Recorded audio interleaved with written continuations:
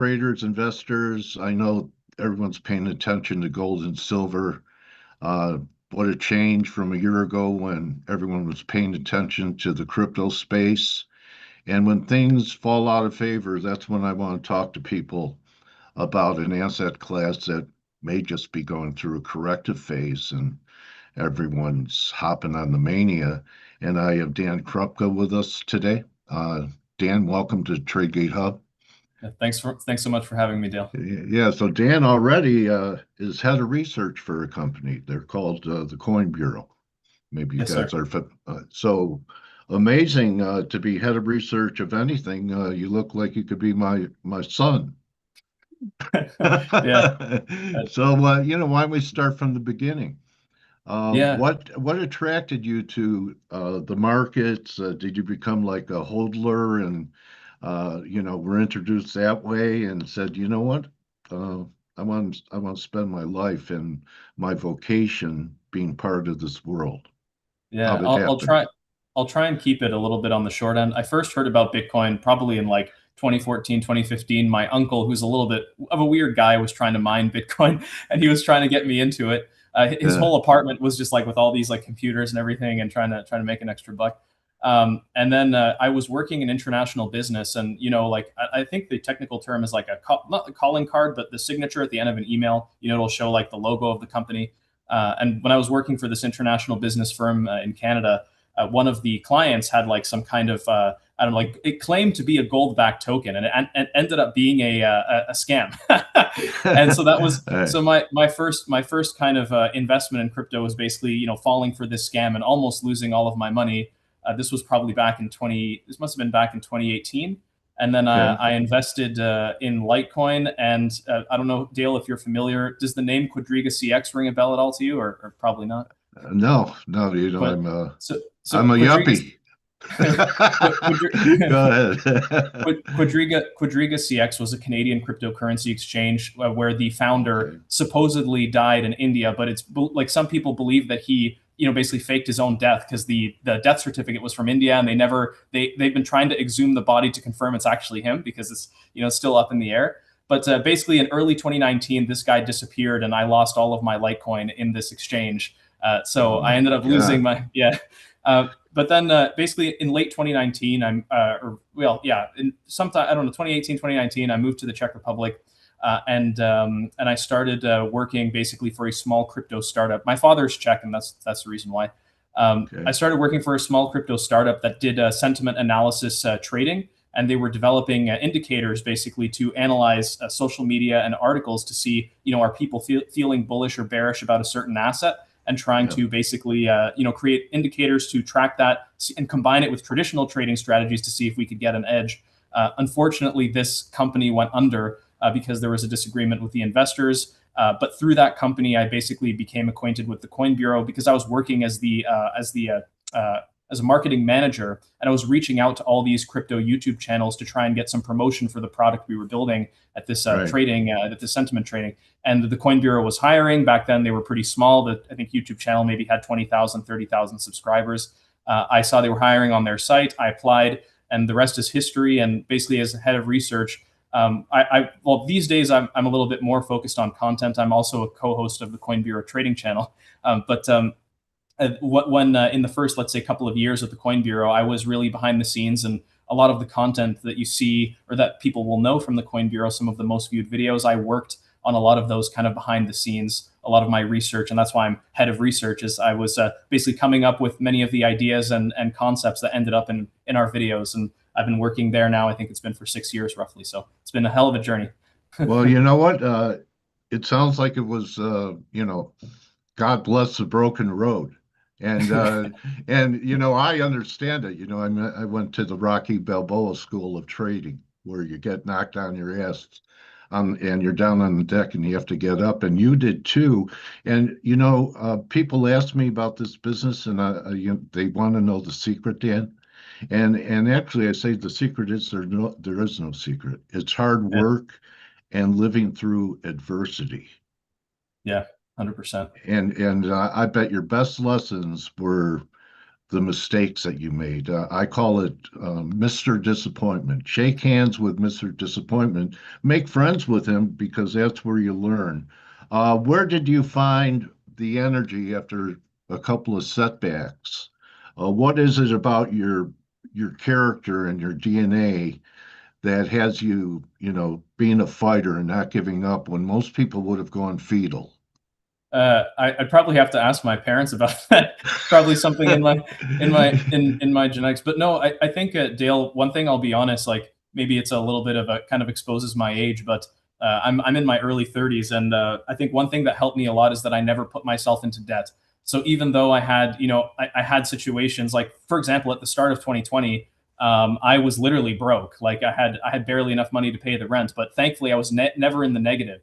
So I think that really, as long as you I don't want to say manage your risk, because at the time I didn't even understood what that meant. Yeah, But I think when you understand that, so long as even if you're in the negative, you can still get out of the hole.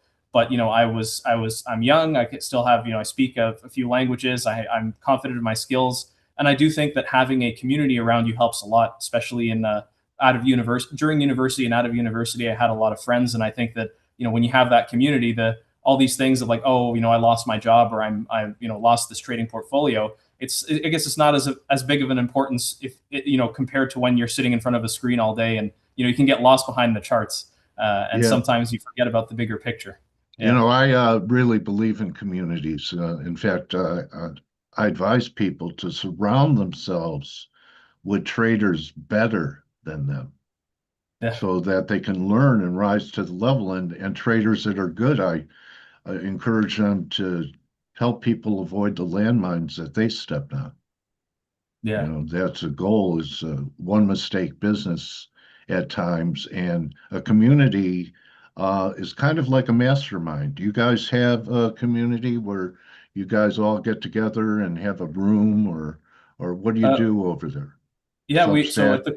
at the Coin Bureau we have a Coin Bureau club. It's kind of like I like to call it like a Netflix for crypto. It is a little bit of a community there. We have like a Discord, and we have like paid Okay. features and a bunch of stuff. Yeah, it's pretty nice. Of course, these Wow. days not as nice because as you can imagine, the market conditions in crypto have not been the best. I think you're pretty Yeah. aware of that over the last few months. So I don't know, potentially a segue into the charts here. Okay. Well, I just wanted to cover one thing that I saw on your stream that was Please. very interesting to me. And let me just go to it. Um, it was right here on your X account. Okay, so this is it. This is your chart, and you're talking about market cap and Yes. cycles. Yes, sir. And, we've had this, and that there's potentially another run in market cap when we get, and this could be the most speculative cycle that it could be. Maybe of the blow off cycle, could Bitcoin and the altcoins turn into silver sometime this year, Daniel?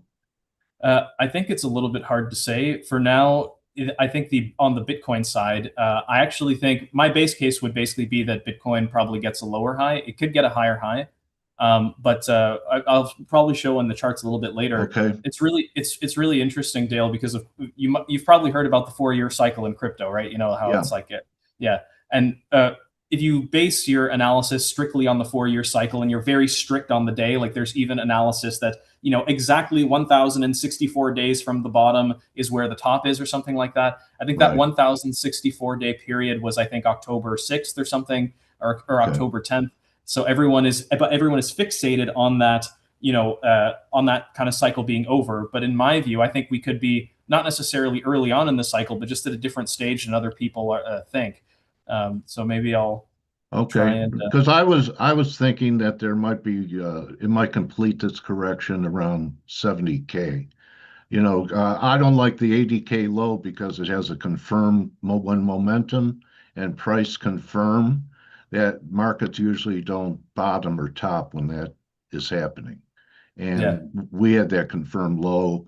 It's been trying to recover, but I think there could be one more washout. Yeah, certainly in the short term is certainly possible. I think I mean I think it'll help maybe a little bit Okay. to show here. Yeah, I'll try picture and speaks 1,000 words.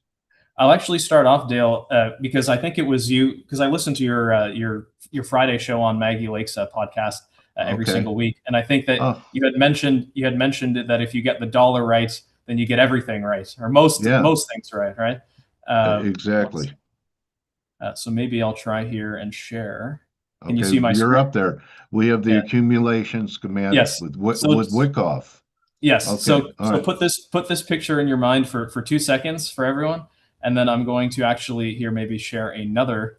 I'm going to have to do it probably one at a time here. I'll share another screen next so that you have the Wyckoff still in your brain. It's Yeah, funny. I'm starting to see some analysis of this on social media as well. I actually think it's possible that we are potentially seeing a kind of Wyckoff, basically accumulation pattern for the U.S. dollar here.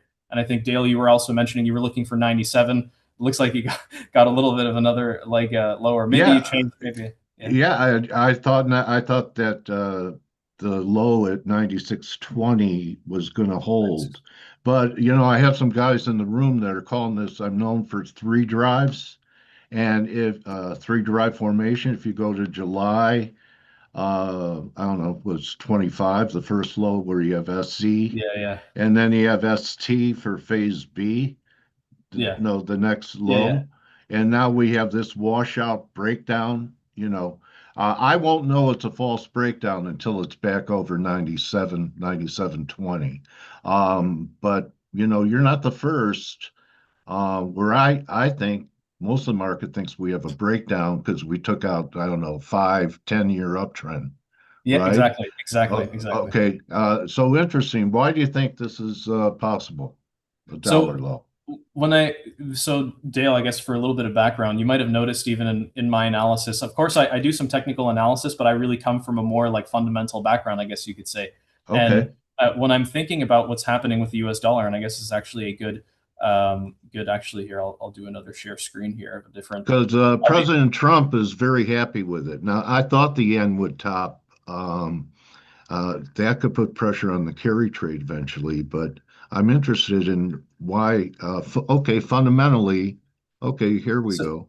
yeah, so you might so it's really interesting, Dale. I could be wrong about this, so I'll preface with Uh, that. Um, we all look, anyone that doesn't say they could be wrong or doesn't experience being wrong, run away from them if they're revisionists. We're all wrong. I'm wrong a lot. Ask yeah. anybody. Ask anybody. And people still follow me.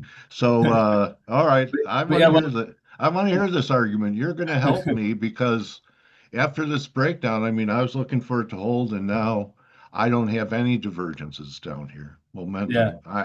I have nothing to tell me to buy it except all the longs are probably gone. yeah, yeah.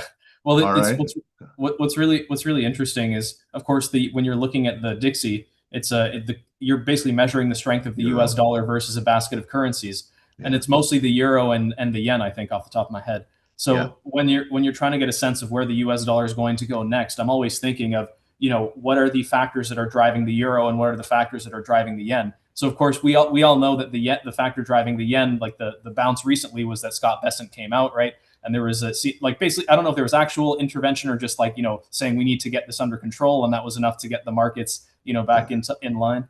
Yeah. But what's really fascinating, and I could be, and this is the thing I could be wrong about, is of course we have seen some progress in the potentially with a peace deal in Ukraine, because it was the first time I think since 2022 in the Middle East. Now they're meeting this trilateral meeting between Ukraine, the Okay. United States, and Russia, and they had their first meeting, which concluded, but there's going to be another one on February 1st, and that suggests that that is going to continue. And if there is a ceasefire, peace deal, something like this, then the euro could strengthen further. However, as I have this article pointed up here, the European Union doesn't like a strong euro because it makes them less competitive, in terms of international trade. So I think that it's almost like there's a natural force, peace deal in Ukraine or otherwise, or reshoring, name your narrative, right? Like sell USA, whatever narrative you want to name. But it's just interesting how I think that there's going to be a reshoring, or sorry, basically an attempt for the euro to strengthen, and the ECB is going to step in and say no. We need to prevent this from happening because it'll negatively impact the European economy, which you'll know is already struggling, especially Germany, France, and these big guys. So basically it's, again, looking at the composition, the yen is kind of taken care of. The euro is kind of the next one. I think it hit $1.20 today. So so the euro seems to be the main driver of dollar weakness at this stage. So that's the one that I think we need to be watching closely. And it actually ties in, Daryl, because I think the thing that got you to follow me was I had messaged, or not messaged, but I had tagged you in a post looking at the oil price. Saying, what if it's I'm bullish? Yeah. Yeah. So this actually ties in. It's kind of interesting, and I really want to get your take on this, Dale. And I've shared the chart here. Before I explain what's going on, I'll explain again the fundamentals behind it. So, in my mind, Dale, if the United States was to do something with Iran, in the short term, this would cause oil prices to rise. That would basically fuel Russia's war machine and make them less likely to agree to a peace deal. And so this is something I think I mentioned. There's some accounts on X that are really like, rah, like pro-war, and they're saying we're going to go against, Russia, we're going to go against Iran and everything.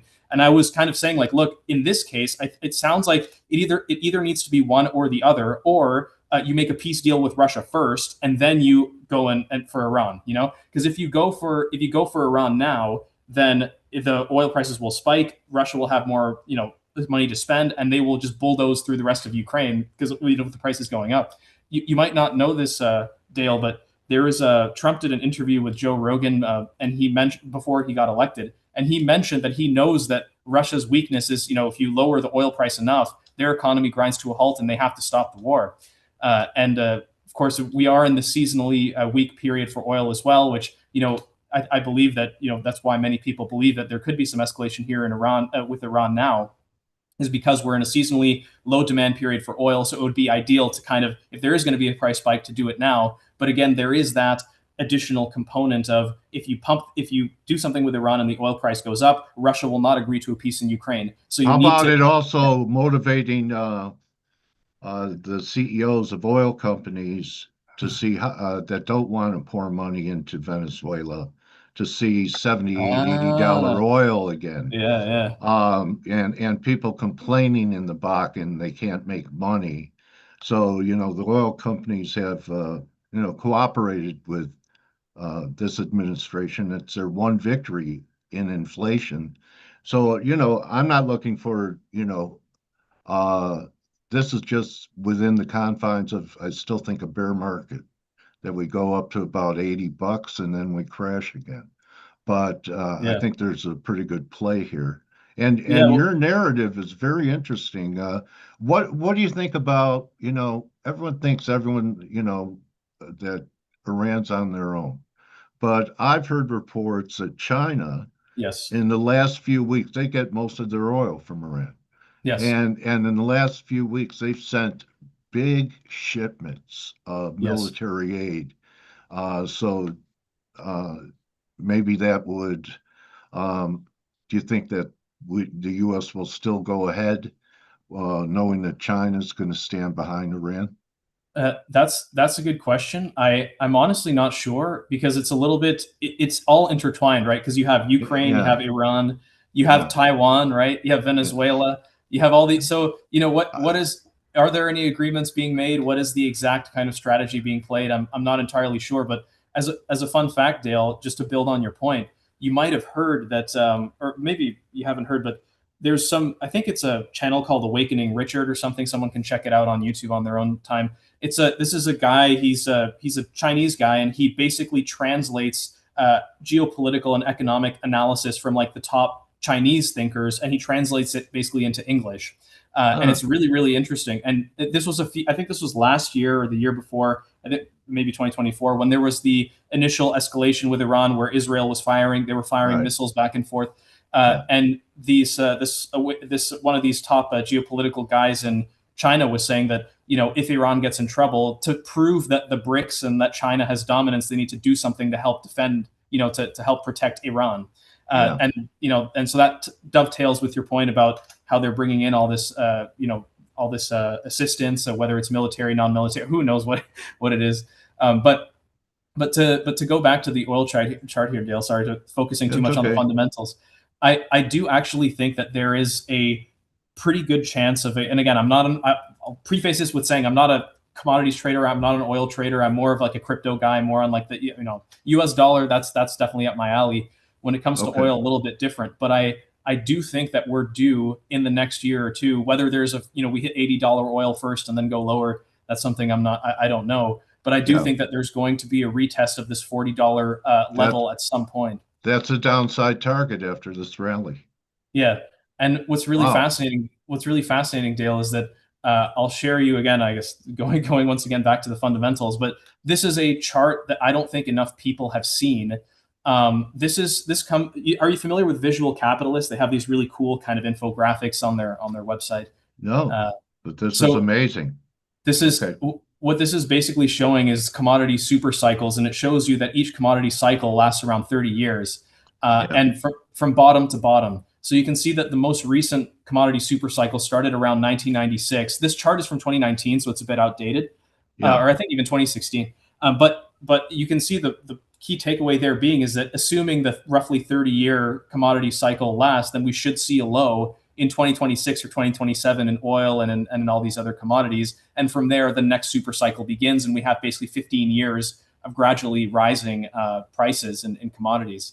And this is going to have really fascinating implications, I think, especially when it comes to things like the BRICS, because Dale, you're probably, I was still very young. I think I was in elementary school, but you might remember that the guy who coined the term BRICS, or it was BRIC, I think, was former Goldman Sachs, I think, a strategist or analyst. This was back in 2000 or 2001. He was saying how China joining the World Trade Organization and all these Yeah. things, and it was going to be this huge boom. And what's really fascinating is that his thesis was that they have a growing population, they have lots of resources, and they have a low cost of labor. And this was his thesis for why that these countries would grow. And of course, we saw there was the shale, I think, revolution or whatever it was Yeah. in the U.S. where they made the discovery, and all the commodity prices dropped, especially oil, and the BRICS narrative suddenly disappeared. But if we are entering a new commodity super cycle, then this suggests that countries like China, countries like Latin America, even countries in Africa, assuming they, all these corruption issues and Venezuela, dictator type stuff, assuming that can all be sorted out, I think that's where the huge opportunity is going to be, maybe not this year or next year, but in the next 15 years going into the, 2045 Brazil, timeframe. Yeah. commodity producers, Exactly. Canada, Australia. Yeah. So All it's right. And you know what's super interesting interesting. that you talk about this because, um, certain assets, just like they rotate between alts and majors in crypto, Yes. same thing happens in commodities. And right now, the rocket ship has been silver. But Yeah. if you look at a long-term chart of wheat, which is another biblical part of the equation, gold, silver, wheat, you can't eat gold. And Yeah. and there, I've seen some cycles where there's going to be weather issues and issues with agriculture. Um, you look at that base in wheat, and it's about Yeah. a 2 or 3 year base is starting to come out of. I think some of the unloved commodities are going to be where the money where the money's could be made. There you go. Yeah. Look at that I didn't base, notice that. That's insane. and look at where it was on the invasion. Yeah. Okay, so Yeah. even call it any kind of fib retracement's a big trade. Halfway Yeah. back, still a big trade. I think we'll make new all-time highs. So I'd look at beans and corn and beans. That's really Beans interesting. and could go to $40. So that it's protein gold. It's got gold in it, but I like the grains, and I think this is a key week. And actually, it's because I thought the dollar is breaking down. I'm not sure about a dollar low. It's Yeah. interesting that you bring it up. Um, so I'm not afraid to say I don't know about the dollar right now. I feel too late to get um, bearish on it right here. And it seems like it's a little bit too early to buy. I tried it against the lows and got out without getting hurt. I was short coming into this, but I'd look at these grains. You could put up beans, same thing. Yeah. Uh, This really hasn't been an interview. It's been a conversation. yeah. Well, it's You really know? It's really interesting though, Dale. I want to point out, like in my personal analysis, I tend to keep things pretty simple, like just like support resistance, and I Yeah. use a little bit of like moving averages. But the thing is that when everyone is watching the same indicators, they're not as useful, right? Right. Especially on Right. like 100. This is especially true when it comes to crypto. But what's interesting for me, like this is again in my personal analysis, I find it really interesting that wheat, it had this on the Bollinger Bands. I love the Bollinger Bands, probably my When they favorite indicator. compress. Yep. Yeah. You have a nice compression, and you can see that we're getting a bullish engulfing potentially close here in Yeah. coming into for Jan. I mean, January's done in like 2 days. So It's a nice uh, monthly candle, higher yeah, low, yeah, yeah.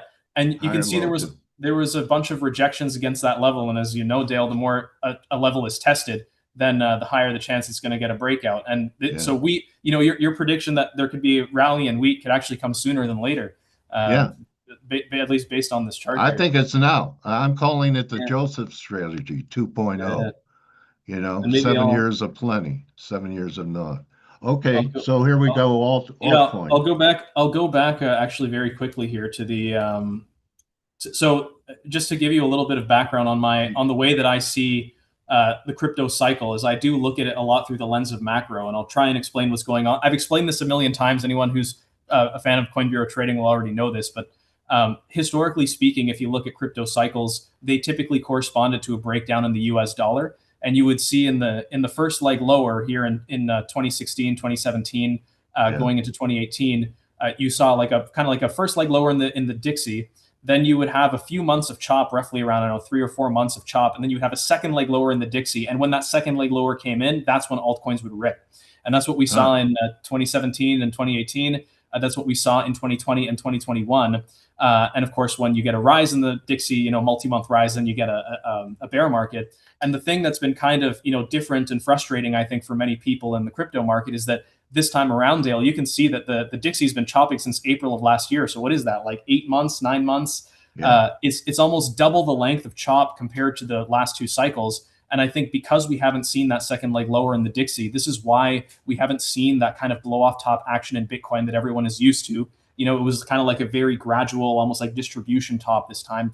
And we also didn't really see much capital rotating into altcoins because we haven't, at least at the time of shooting, gotten that second leg lower yet. But yeah, of course, zooming into shorter term timeframes here, it does look like we're finally breaking down below this range. But if I'm correct that what we're seeing here is kind of like a Wyckoff accumulation, the breakdown in the Dixie might only last, for maybe a few weeks or a month, and then we'll be off to the okay, races again. And all right, if that's the case, then then we might not get that kind of blow off top action. But with that being said, Dale, I do want to point out, and I guess I'm already in the.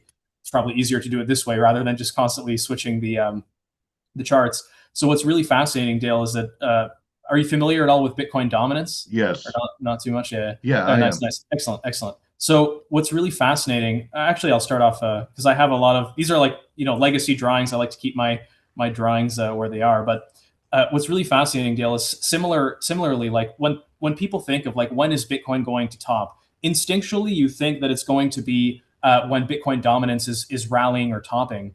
But what's really fascinating is if you look historically, this orange line that's a little bit hard to see. This orange line here Yeah, is basically that is actually when Bitcoin topped. So Bitcoin would top when Bitcoin dominance started breaking down. When it broke below a key support level, that corresponded almost to the day that Bitcoin would top. And what's fascinating in this cycle, and one of the reasons why I think that we potentially still haven't seen the top, is that we have not seen a breakdown below this key support level. And you could say, oh, maybe it's a little bit higher somewhere here, yeah, around 59% rather than 58% or whatever, 55%. But we still haven't seen that break below. But what we have seen, though, Dale, and this is where I'll remove the drawings and throw on the Bollingers, is we can see that since basically Bitcoin yeah, dominance was in an uptrend, basically since 2022, it was going up and up and up. And that uptrend, in my opinion, was lost because it was the first breakdown below the Bollinger Band moving average on the weekly, the first proper, sustained breakdown that we yeah, saw happen last summer. yeah. That's a And of change course, of character. yeah. And it's really fascinating, Dale, because especially in crypto, everyone is so focused on price, price, price, price. They don't think about the ratio. When Yeah, even though the prices are down, we have seen rotation basically here basically from Bitcoin into the broader market, and most of that has gone, I would say, into Ethereum. And what's really interesting here, and I'll actually try and pull it up. I normally don't use TradingView for crypto charts. I actually use exchanges because it's a little bit, I'm just used to that. But you can see here that we're getting a nice squeeze on the Bollinger Bands on the weekly for Bitcoin dominance as well, which suggests there's going to be a big move up or down. I think it's the biggest squeeze we've seen in probably since 2022. You So know we're what? gonna, There's an old timers expression: the spread will turn before the market. And that's exactly what you're doing. You're looking at the internals of exactly. spreads and correlations turning before the market recognizes it. Yes. And what's really Right. fascinating is that the Bollinger Band moving average on the monthly, you can see is a key support level for Bitcoin dominance. It's been hugging that level, since August of last year. And I'll try and pull this up because I don't think I've done it before. Yeah, it must work. So look at this, Dale. The inverse of Bitcoin dominance is Ethereum Bitcoin. Because again, when people think Yeah. about Bitcoin dominance, they don't same with the Dixie. What's under the hood of the Dixie? It's the Yeah. US dollar versus the euro, it's the US dollar versus the yen. What's under the hood of Bitcoin dominance, the biggest pair is Ethereum versus Bitcoin. And Right. color me surprised that we have basically a perfect inversion of Bitcoin dominance is what we see in Ethereum Bitcoin. That is kind of evidence that most of the rotation we've seen since the summer in Bitcoin dominance has been into Ethereum. And you can see, whereas Bitcoin dominance is on the brink of breaking below the Bollinger Band moving average on the monthly, Ethereum versus Bitcoin is on the brink of breaking above that level and has been retesting it constantly since last summer. It's been So showing relative strength just on the charts. yeah, It yeah, doesn't have and the same character. That's yeah, and now we know why Tom Lee probably heard you talking and why he switched from being more of a Bitcoin bull to an Ethereum bull. yeah, and maybe to top it off there, Dale, I'll add in another. So when it comes to the crypto cycle, I don't even think I need to show it. Everyone is familiar with the 4-year cycle and all this stuff. But this is kind of like a cycle chart that not as many. Well, it's gone viral in crypto a few times, but it's an older one that doesn't get shared nearly enough, in my opinion. And so for some background, Dale is like, so of course I'm the head of research of the Coin Bureau, and most of my work focuses on crypto. But in my spare time, like when I'm eating, when I'm doing dishes or whatever, Yeah, I'm listening. I'm listening to macro. I'm listening to you. I'm listening to Maggie Lake. I'm listening to all different types of analysis. From Luke Groman and Brent yeah, Johnson and all these different guys. yeah, Uh, and Dale, I apologize if I speak a little bit quickly. It's because I listen to everything on 2x speed. So I'm listening to you on 2x speed, and I'm not used to you speaking at this speed. So I'm also digesting. But I would say, and not to toot my own horn here, but I would say that I digest roughly around, I don't know, 6 to 7 hours of macro content per day, and I've been doing that every day for the last 3 or 4 years. wow. So that's why I have like a pretty in depth. You could say I can come at crypto through a very deep macro lens, and I guess a little bit off topic, but for my birthday, my fiance bought me a macro course in London. I don't have you heard of Russell Napier before, Dale? Does that ring a Yes, bell? yeah, Yeah. sure. I went to Russell Napier had this course in London, and I went there, and I was the only guy there who wasn't working for some asset manager or family office. I was just a crypto guy, raising his hand every 5 minutes and asking questions. But what was really fascinating, Dale, is that the main takeaway that I got from that course is, of course, all these different analysts had all their own cycle charts of liquidity cycle and Fed interest rate cycle and whatever. And what I noticed, Dale, is that none of those charts have timeframes associated with them. They say, which stage are we in now and which stage comes next? And what I love about this kind of like a cycle, this alternative cycle chart for crypto is if we just look at the crypto market through the lens of phases, instead of thinking obsessively over the time, ask Yeah, ourselves, where are we in terms of phases? Where we were just looking at the Ethereum Bitcoin chart, and we can see that Ethereum and Bitcoin hit a bottom in last summer, and it's been, of course, it's been yeah, struggling now in the last few months, but it would suggest that we're somewhere between phase one and phase two, or possibly in phase two. So by this kind of logic, from a macro perspective, and I would argue that at this stage, crypto is a macro asset class, so it is appropriate to use a chart like this instead of one that is so focused on time and the halving and all of this stuff. So if crypto is a macro asset class, which I think is evident, then it does look like we're entering phase two here with Ethereum, and that Ethereum would outperform Bitcoin. And if we do see a classical cycle, then eventually that would rotate into large caps, and eventually we would get that altcoin season. However, if I'm correct about the US dollar, that it's kind of in this bottoming process, that rotation could be fairly limited, and many would argue that's exactly what we've seen, right? We might get into some Ethereum, maybe into some Solana and Chainlink and these other ones that everyone knows. But to get that really broad-based rally in these other altcoins, that might not come because the macro conditions are not as good as they were in previous cycles, some would argue. So anyway, Okay. sorry for the I mean, rambling there. no, I would say though that the Stellar rally, I don't look, even if we get a rally, maybe 102, 103 into Dixie. Maybe this will be 1.618 of that rally we had from 96.20 to over par. That'd be 6.5. So from where we're at, that's about, 102. Yeah, I don't think that we're going to launch a bull market in the dollar until everything is caving yeah, and we have an outright deflation wave or some yeah, type of financial crisis, liquidity crisis, where yes, people sell everything yeah, and they go the dollar, yeah, including gold and silver. yes. I agree And 100%. do you have a feel for when that might happen? Are Uh, we in? Dale, are you familiar with Jim Bianco?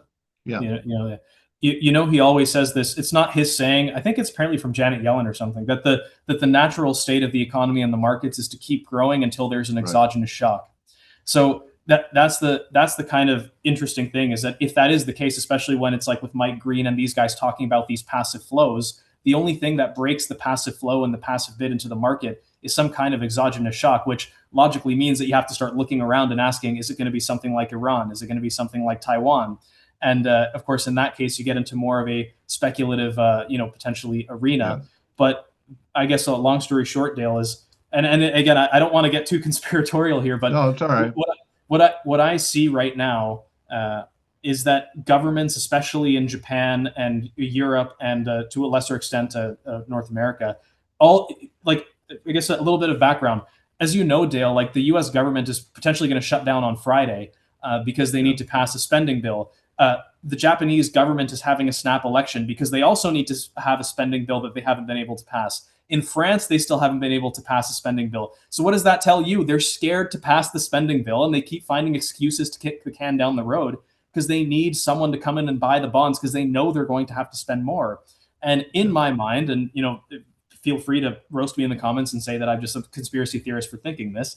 But in my mind is like all these governments desperately need someone to buy bonds, and it would be very convenient, let's say, that there would be some kind of crisis that scares people out of AI, out of gold, out of all these assets into all the government bonds right at the time that they all need to refinance this year and also pass their budgets for 2026. So it would be Yeah. very convenient for that to happen in the next couple of That months. makes, that does make sense. I mean, uh, uh, Besant knows that there'll Yeah. be flows into the 10-year and Yep. TLT and bonds if he could generate a, you know, 40-50% correction. But we'd probably have to go through a melt up first. Uh, Yes. Yes. I agree. and that's going That to could be be, what's so it's happening. going to be great to look for spots to be long Ethereum.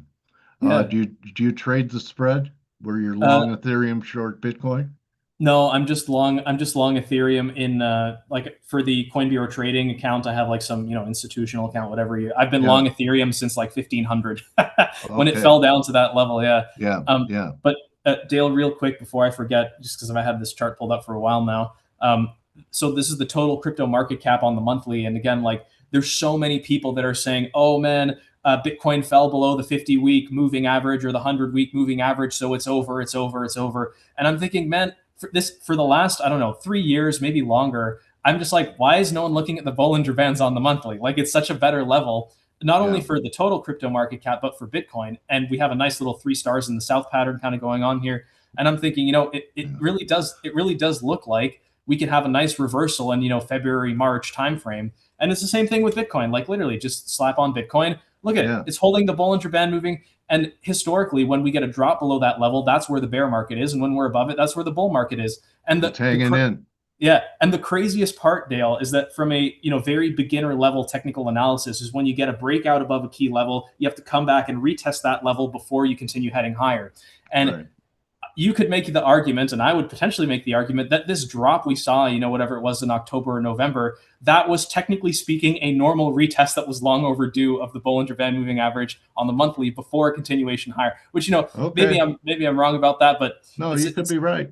it's a bullish, it's a very simple bullish thing, and Could it we is. we get a wick just to take out that low and panic people and then Oh, still close maybe. above the bully band?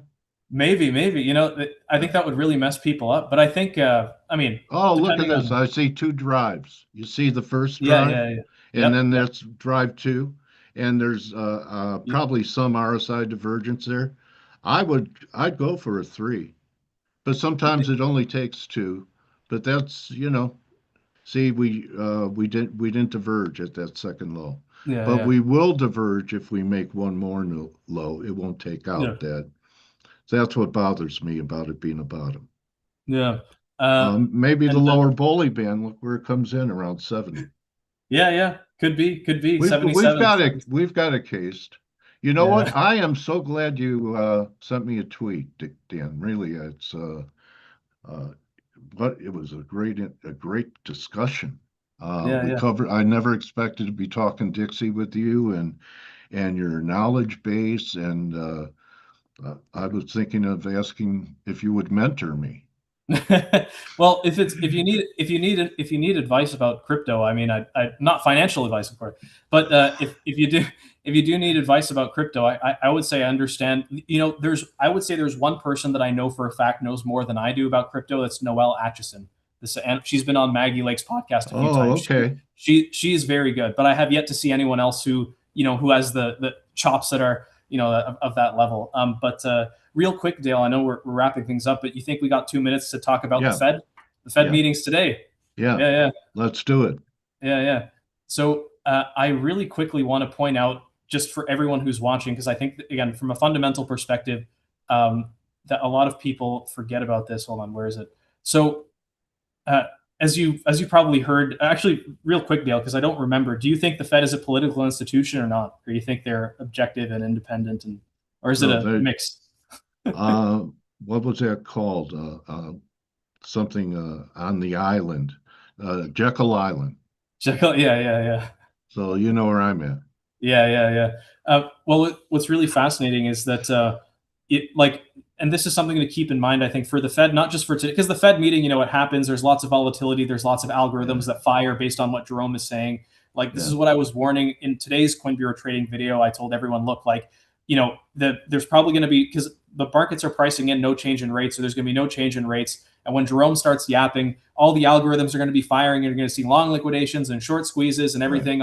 And then it won't be until tomorrow morning that we understand if the markets found it as being bullish or bearish, because it'll be a mess for the few hours Yeah, after the meeting. But what a lot of people miss, Dale, and this is something that I found in my own research, in 2009, the Richmond Federal Reserve published this paper that you're seeing now about the evolution of Fed independence. And it's a short paper, and I highly recommend. I can send it to you later if you're interested. It's it's a very interesting paper that basically explains how the Fed went from being like the Fed didn't even have its own building when it was established, whatever it was in 1913 or 1914. It explains how in the first whatever it was couple of decades, like it was literally beholden to the Treasury, of course, with the First World War and all these other things that yeah. were going on. And basically the Fed was very dependent, but became gradually more independent. And the peak of independence, according to this paper, was basically Greenspan. yeah. Well, it was. They argue that it's marked by Paul Volcker, when Okay. Volcker was like, "I'm," because Yeah. he raised interest rates against the interests of the Right. politicians, right? Right. I Yeah. think it cost someone the election, if memory serves. Anyway, um, but what's really I wasn't there, obviously, so I'm just spitballing here. But what's really interesting is that the basically in whatever it was, 1970s, 1980s, that was the peak of Fed independence. And what this paper argues is that since 2008, basically the intervention in 2008 marked the beginning of the devolution, basically going back to dependence and being intertwined with the Treasury. So Yeah. whenever you hear people saying, "Oh, Trump is pressuring the Fed," and they're all like in cahoot, like he's trying to exert influence, this has been going on arguably at least since 2008, and after the It's intervention. And there not was new. Yeah. Yes, and there was even a former Fed governor who published, I think it was in the Washington Post or Washington. He was basically arguing that the Fed should keep interest rates high to basically to cause a recession to get Trump out because it's in the interest of long-term monetary policy, something along those lines. So the Fed has been political for a very long time, and this is a trend that's going to continue after Trump is gone from office, and eventually I think the two will be merging again. So think more and more about how that could happen, and especially going forward with the populism coming around and everyone voting for more money printing and handouts. I think that's going to become more and more common as the Fed becomes less independent and more intertwined with the Treasury as it once was. So everything follows a cycle at the end of the day. Yeah, and that's why you don't want to just be long fiat. Exactly. Exactly. And that's why you're in the crypto space. All right, and that's why you pay attention to the dollar. Yes, sir. And you know what happens after an interview with me? I'm your trading warrior brother, I think you Oh declared. my goodness, the guy knows everything. He's prepped. You are. Welcome, brother. Thank you. I learned a lot from you today. It was a great discussion. We're going to do it again if you're up to it. I'm 100% down. All right. Look, everyone, follow Dan and his new handle's Dan Macro, but not an O. It's a 0. Okay, at Dan Macro. You want to follow this guy. In fact, I couldn't tell from your stream what I was going to have here today on camera. So you probably have to go to Coin Bureau to get Dan's good stuff and you know, get involved with him. And you're welcome to post in our room as well anytime you want. Okay, Dan, and I hope this is a great year for you. And I think that you know, will you remember me when you're famous? Of course. All right. Dan Krupka, everybody. The video will be out in a few minutes. And, you know, if you're in the crypto space, here's a guy that I would want to learn from. I did today. Thanks so much, Dan. Appreciate meeting you. Glad that you put out that tweet and our paths crossed. Yeah. Thanks so much, Dale. All right. And remember, don't just count your pips, count your blessings. Yeah. And well, I'll be seeing everyone in the room later on. Good hunting the rest of the day. Good luck on the Fed to you too, Dan. And thank you. Adios, bro. Take it easy. Take care. See you, everybody.